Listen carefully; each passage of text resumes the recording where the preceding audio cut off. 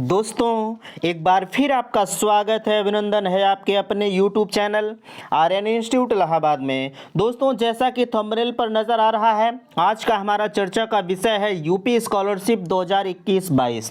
अगर आप UP scholarship का फॉर्म अप्लाई किए हैं तो कहीं ना कहीं आपको यह उम्मीद ज़रूर होगी कि हमारी स्कॉलरशिप आएगी।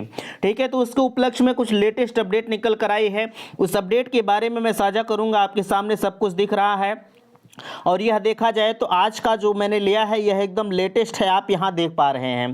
ठीक है, अगर इस तरह का ऑप्शन आपके जो है स्टेटस में आ रहा है तो आज का इस वीडियो जो होगा आपके लिए वह बिल्कुल एकदम बेहद हेल्पफुल होगा। ठीक है, तो चलिए देखिए, सबसे पहले जो ऊपर चीज़ें लिखी गई हैं आप उसके बारे में देखिए। लिखा गया है कि सेकंड इंस्टॉलमेंट के लिए सरकार का आदेश। अगर देखा जाए तो अभी तक जितने भी लोगों का स्कॉलरशिप आया है, ठीक है, और जितने लोगों का नहीं आया है, जिनका आया है उनके लिए तो ठीक है, लेकिन जिनका नहीं आया है उनके लिए यह उम्मीद जरूर है कि हमारी सेकंड इंस्टॉलमेंट कब आएगी या स्कॉलरशिप हमारी कब आएगी। तो उसके बारे में मैं बिल्कुल चर्चा करूंगा, लेकिन सबसे बड़ा मुद्दा आपका यह है कि डाटा पेंडिंग और डाटा सस्पेक्ट वाला मामला। ठीक है, किसी किसी का फॉर्म में अगर वो स्टेटस अपना चेक कर पा रहे हैं तो उनके डाटा में आ रहा है डाटा सस्पेक्ट, ठीक है, और किसी के में आ रहा है डाटा सस्पेक्ट। तो इन सभी का क्या मतलब होता है, हालांकि इसकी पहले वाले वीडियो में मैंने भरपूर चर्चा किया हुआ है। ठीक है, अगर आप उसमें नहीं समझे हैं तो बिल्कुल आज की वीडियो में आप समझ जाएंगे। ठीक है, अच्छा, अगर आपका डाटा इस तरह से आ रहा है तो सवाल इस बात का उठता है कि यह कब तक सही होगा। ठीक है, इसके बारे में मैं बताऊंगा और आपके सभी जितने भी प्रॉब्लम्स हैं स्कॉलरशिप को लेकर, सभी प्रॉब्लम को आज मैं यहाँ दूर करूंगा। ठीक है, तो चलिए एक एक करके मैं शुरू करने का प्रयास कर रहा हूँ। सबसे ऊपर आप देख पा रहे हैं, लिखा है कि छात्रवृत्ति और शुल्क भरपाई भुगतान की प्रक्रिया तेज करने के निर्देश। कारण यह है कि आप सभी को पता है कि यूपी स्कॉलरशिप की वेबसाइट इस समय चल नहीं रही है।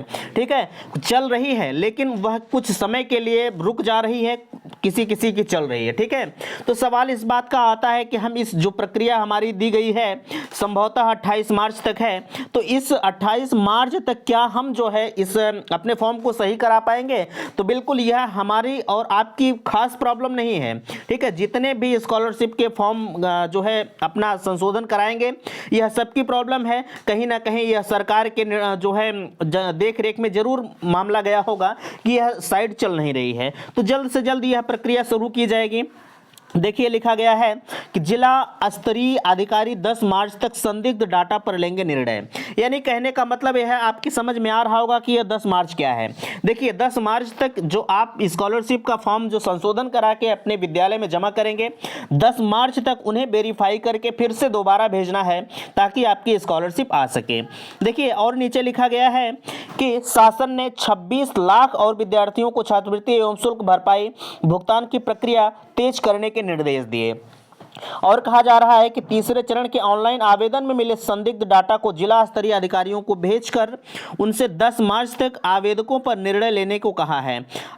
आगे इसमें कहा जा रहा है कि प्रदेश में छात्रवृत्ति एवं शुल्क भरपाई के 2 चरण पूरे हो चुके हैं। तीसरे चरण के लिए 10 जनवरी तक आवेदन लिए गए थे। शासन ने चालू वित्त वर्ष 52 लाख छात्रों को योजना से लाभान्वित करने का लक्ष्य रखा है। इसके तहत तीसरे और अंतिम चरण में करीब 26 लाख और छात्रों को भुगतान किया जाना है। एनआईसी ने डाटा की जांच करके इसे जिला स्तरीय अधिकारियों को लॉगिन में भेज दिया है। इस पर अंतिम निर्णय जिला स्तरीय अधिकारियों को ही लेना है। उन्होंने कहा कि जो छात्र 21 फरवरी तक अपनी खामियां सुधारते हैं, जरूरी होने पर छात्रों से संबंधित दस्तावेज हार्ड कॉपी देखकर निर्णय लें। ठीक है, जिला स्तरीय अधिकारियों को 10 मार्च तक डाटा अंतिम रूप से पोर्टल पर लॉग करने को कहा गया है। यानी कि अब देखिए, यहाँ साफ साफ निर्णय हो गया कि 21 फरवरी तक आपका डाटा जो है वह संशोधन होगा और 10 फरवरी तक आपका डाटा जो है प्रेषित किया जाएगा आपके कॉलेज के द्वारा। ठीक है, अच्छा, चलिए देखिए, यहाँ लिखा गया है एकदम लेटेस्ट मैं आपको दिखाने का प्रयास कर रहा हूँ। ठीक है, देखिए इन सबको मैंने ब्लर किया हुआ है। आप यहाँ देख पा रहे हैं यह बीएड का है, बीएड का स्टेटस आपके सामने रखा गया है। यहाँ देखिए जब इन्होंने फॉर्म भरा था इनका कंप्लीट हो चुका है 16/11/2021 को, और फाइनल सबमिशन हुआ था 24/1/2021 को, और यहाँ आप देख पा रहे हैं फॉरवर्ड किया गया है 2/12/2021 को। ठीक है, और सबसे बड़ी चीज यहाँ चौथे नंबर का ऑप्शन आप देख पा रहे हैं कि वेरीफाइड बैंक, जो इनका बैंक है वह वेरीफाई कर दिया गया है। आगे सवाल इस बात का आता है कि यहाँ लिखा गया है 5वें नंबर के ऑप्शन में verify bye district welfare officer. ठीक है, यहाँ आप देख पा रहे हैं verified recommended by district scholarship committee. इनका कहने का मतलब यह है आप ये जिस भी डिस्ट्रिक्ट से बिलोंग कर रहे हैं इनके डिस्ट्रिक्ट से 22/12/2021 को डाटा जो है भेज दिया गया है। ठीक है, आगे लिखा गया है, यहां देख पा रहे हैं करंट स्टेटस, आप अच्छी तरह से देख रहे हैं। करंट स्टेटस में अगर आपका आ रहा है verified bye recommended by district scholarship committee, अगर आपका डाटा इस तरह से आ रहा है, ठीक है, तो आपके लिए बिल्कुल खुशी की बात है। अगर यहां करंट स्टेटस में आपका डाटा सस्पेक्ट जा रहा है तो आप इमीडिएटली तत्काल जो है अपने डाटा को संशोधन करिए। अगर इस तरह से दिख रहा है आप करंट स्टेटस में वेरीफाइड दिखा रहा है तो आपका बिल्कुल 100% आपका फॉर्म सही है, आपको कहीं भी कुछ कराने की जरूरत नहीं है। बट एक चीज आप ध्यान दीजिएगा, अगर आपका डाटा सस्पेक्ट में गया है तो आपको जरूर संशोधन कराने के लिए एकदम तत्पर रहना चाहिए। ठीक है, उम्मीद करते हैं कि सारी बातें आपको समझ में आई होंगी। और हाँ, एक चीज मैंने छोड़ा है, अभी जो आप देख पा रहे हैं डाटा पेंडिंग और डाटा सस्पेक्ट का मामला, ठीक है, जैसे ही देखिए यहां लिखा गया है 10 मार्च तक आपकी प्रक्रिया चलेगी।